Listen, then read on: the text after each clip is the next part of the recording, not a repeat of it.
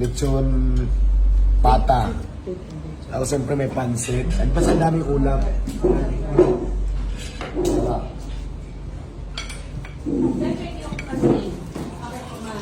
So ayan, kain muna tayo guys. Saman muna kami kumain.